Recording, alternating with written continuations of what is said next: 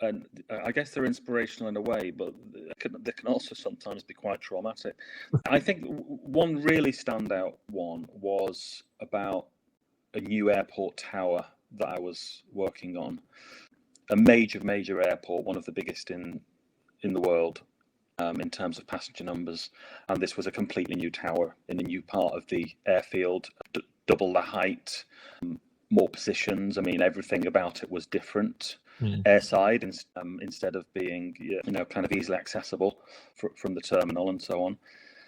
This involved so many changes to procedures, to viewing angles, safety issues such as the tower could theoretically now be in cloud, for instance, and so there's all sorts of issues. New equipment, moving from paper strips to an electronic version of that, electronic flight progress strips, where all of the information for each aircraft is recorded via touchscreens. So this was many changes, but lots of difficult social issues, resistance to change, and quite genuine issues about just, for instance, access being difficult. All sorts of issues mixed in with quite technical issues.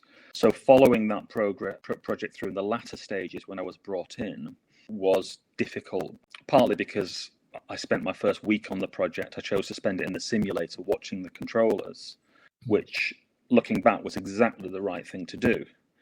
Because from all of the documentation, the safety hazard documentation, you can't get a clear picture of anything because it's so fragmented.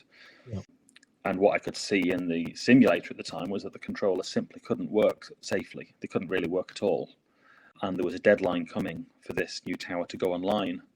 And so I had to report that news, that, the evidence that I had from observation was that these controllers were not ready to work safely. And that led to a big chain of events where the operational date was moved by about 4 or 5 months. And in that period, a whole bunch of activities were done, shadowing, more simulation, and I had to collect observation evidence through that time. And I think that really changed things for me, because it was the first time, actually, and this was around 2007, 2008, around that time, 2007, I think. This was the first time that I'd really, I think, thoroughly understood the difference between workers analysed, let's say, and workers imagined, and workers, or at least workers observed, because I was observing it and also talking to people. So workers disclosed, as I call that. And that was really clear